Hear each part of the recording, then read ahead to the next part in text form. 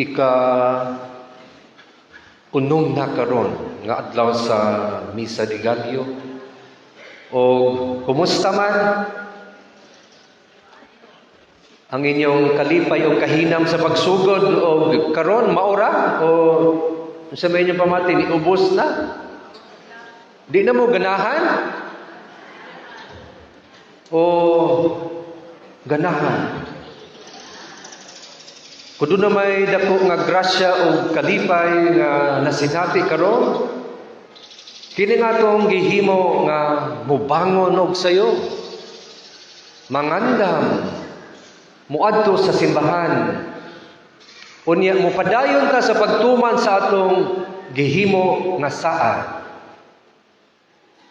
Nganuman nga niabot man ta sa ikaunong, unya mo tapos ta sa hangtod sa ikasiyam kay kini nagpaila nga kita unsa man matinud-anon, and we are capable of making commitments. Pwede ta nga mosaad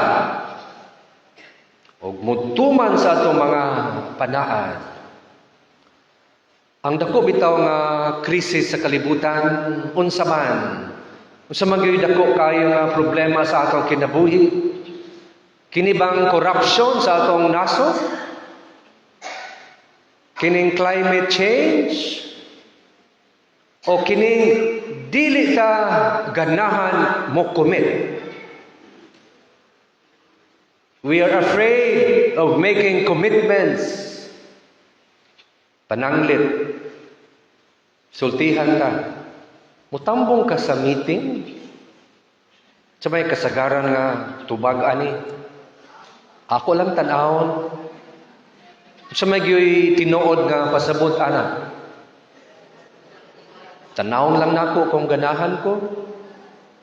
Tanaw nako kung convenient. Mga igsoon, that is not commitment. Kaya ang commitment, dili man na siya bahin sa gana. So buntag sayo, ang mga suki, tuan na sa simbahan. Unya, gisugat din sila sa Sakristan Mayor, gisultihan. Wala tay misa karon. Ug mingon ang mga suki, ha? Ano wala may misa nga naaraman si Father? O mitubag ang Sakristan Mayor, ay dili ganahan si Father. Mao to, pagkasunod ugma, niabot gihapon ang mga suki. Gisugat gihapon sila, gisultihan. Walay misa karon. Ingon sila, man, wa may misa nga naaraman si Father, wa mo siya gibuhat. Og miingon na pod, dili ganahan si Father. Pagkasunod ugma, abot na gihapon ang mga suki, nya mao gihapon. Walay misa karon. Ngano walay misa? Dili man ganahan si Father. Hangtod nga misulti ang usa. Kados amang gyud magmisa. Gitubag sila sa sakristan. Aw, kung ganahan na si Father. Mao ba ni siya ang commitment? Dili.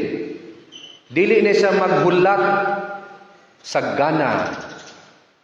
Sa Ebanghelyo, atong nabati, si Jose, o siya sa katao nga matarong. Noon sa may pasabot ng matarong, di lang buutan.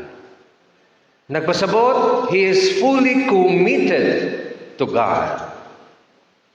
Sa diyang nasayra niya nga si Maria kay nagmabdos sa may iyang hibati, nalibog siya, nahadlok siya.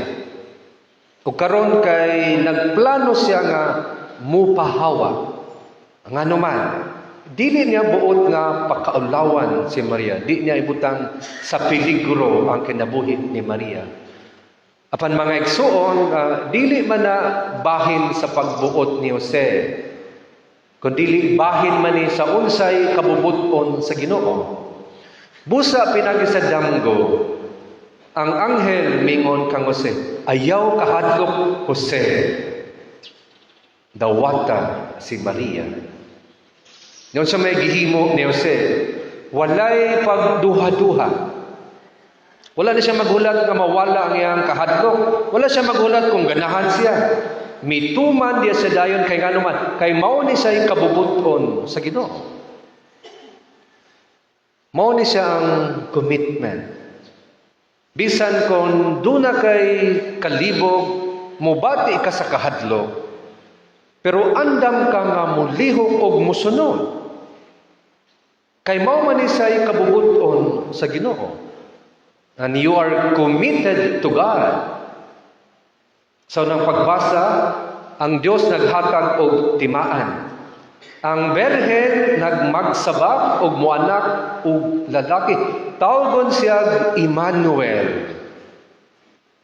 Ang timaan sa Dios na kinahanglan o mga tao nga mosalig o mo-commit. O kini mao si Jose. Nasa Salmo, kinsa ang makasaka sa bukid sa Ginoo? Ang may limpyo nga kamot o putli nga kasing-kasing. So ang commitment kay di lang siya lihok. Gikan usab kini sa kasing-kasing nga tin-aw o matinud-anon. Sa kaduang pagbasa si San Pablo miingon, gitawag kita sa pagkamasinugtanon sa pagtuo. Ang pagsunod una sa Dios, dili una sa atong kaugalingon. So karon unsa na may atong nasabtan bahin sa commitment? Kanang moingon ko, musimba ko karon kay murag ganahan man ko. Mao na siya ang commitment. Mo-serve ko karon kay murag ganahan ko sa akong mga kauban. Mao ba ni siya ang commitment? Unya, kung mahitabo, kung mawala na ang imong gana. Kung moabot nga, mubati na ka sa kalaay o kakapoy. Kung moabot ang panahon nga, di na po kaganahan sa imong kauban. Samot kay di po kaganahan sa pare. Naun sa na may mahitabo sa imong saad. Mupadayon pa ba o dili na? Namoni siya ang susihon niya sa atong mga commitments. Time sa, muingon ta, time sa, kinsa man gyud ay ang una? Una ba gayon ang Ginoo o ang akong gana?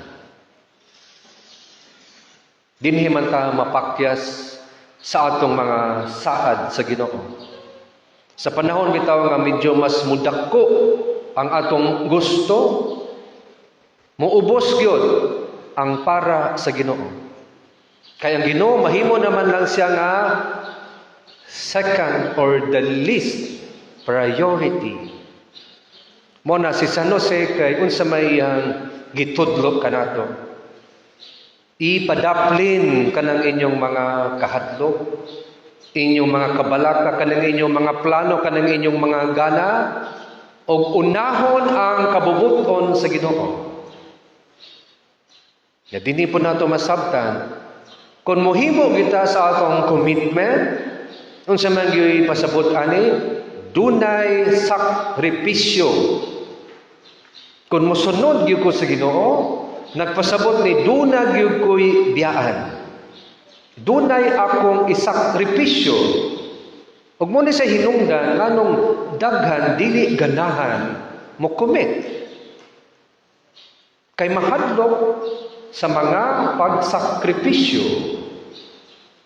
Pareha gud karon nganong nakasimba man yun sa misa sa kadlawon, sa unong na kaadlaw.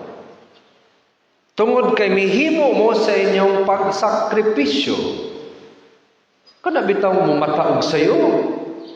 Kadaghanan ani mo raw alas 3 siguro no? Alas 2 nang mata na. Kanang maligo bitaw og sayo. Sayon ba di ay na? Mo nang uban diha, murag wala na lang yun maligo. Sige lang padar kay human aning misa maligo na yun mi. Ang pagsakripisyo unsa man makalipay ni o dili. Ya dinhi man ta nahadlok. Kay sa atong una-una, basta gali mohimo og sakripisyo nagpasabot na dili ta malipayon. Mahimo tang miserable sa atong kinabuhi. Tinuod ba?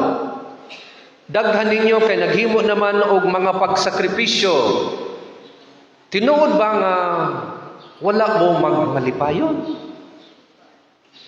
O napuno mo sa kaguol, kahadlok og kalibo tungod sa inyo mga commitment og saad sa Ginoo? Unsa maday ang saad sa Ginoo ani kun mo commit ta niya? Maunsa man ang atong kinabuhi?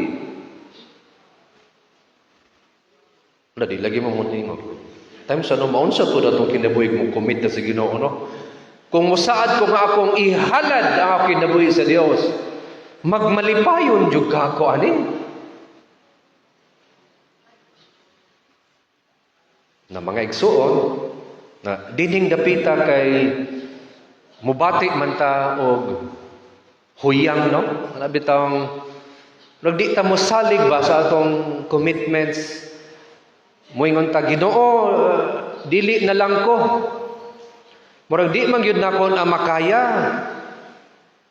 Daghan tag rason.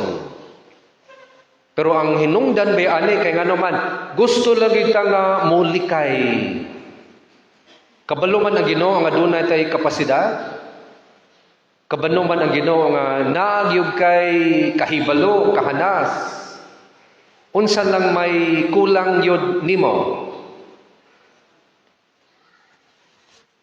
Tinuod nga kanang mo kumita, wala pod nagpasabot nga wala tay kapakyasan.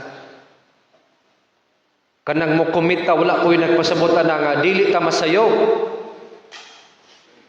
Sa ato ng pag-alagad, no? Daghan na kay tag nakita nga pagkulang na to, Daghan na pod ang nakapanghinaway na to, nasawayan na ta, naawayan na gyud ta. Ug tungod ni ana mo jag morag mo sibog ta no. Ingko Ginoo kog lahi na lang Lord. Kana na lang siya mo pili Lord, morag lig-on man siguro na siya. Ako kay huyang man ko sa akong commitment nimo. Pero karong ikaunom nga misa di Gallo, gitawag kita nga mosalig sama ni Jose. Si Jose kay nahadlok usab. Nahadlok siya nga mo commit gyud. Mo na ang Ginoo kay mi anha gyud niya. Gipadad-an gyud siya og mensahe, Jose, ayaw kahadlok, ayaw padalaan ang imong mga kalibog ug kabalaka. Dili lagi ka pasagdan. Kay dili man ni imong pagbuot. Mo ni say pagbuot sa Ginoo. Maigsuon ko, sige kita mamati bitaw sa atong mga kahadlok, sa atong mga kahuyang, sa atong mga kapakyasan, unsa maging mahitabo ana, di kita mo dawat. Di ta mo dawat og mga commitments. Pero ang pangutana ani, dili ba kita mo salig nga ang Ginoo kay may commit usab siya diha nato? Kinsa man gyud ang muhatag nato sa grasya aron kita makapadayon. Kinsa man gyud ang maghatag nato og kusog og kalig-on. Kinsa man gyud ang mohatag og suporta aron nga matuman ang iyang plano. Tinuod, masayop ta, mapakyas ta, makasala ta sa atong mga commitments. Pero mao ni siya maayong balita, ang Ginoo kay mo padayon sa pagtawag nimo. Ang Ginoo kay mo padayon sa pagpili nimo. Og bisan sa daghan bitaw nimong pagbalibat, ang Ginoo kay mo padayon sa nga mutuo nimo. Mao ni say commitment sa Ginoo. And God will never fail. Busa mga igsuon, sa ikaupat nga Domingo sa Adbyento, nagsigana ang ikaupat nga kandila nga nagtimaan sa gugma. So kini nagpasabot ang commitment dili na tungod kay ganahan pa ko. Ang commitment tungod kay mipili ko nga mahigugma. Busa makasulti gayud kita nga si Jose usag yun siya ka modelo, buutan mataro nga bana, kasaligan nga trabahante sa simbahan, matinud-ano no loyal gayon nga alagad sa Dios. O hinaot kita mahisama kaniya mo commit di lang kung ganahan ko, kundi moingon kita, Ginoo, andam ako. Amen.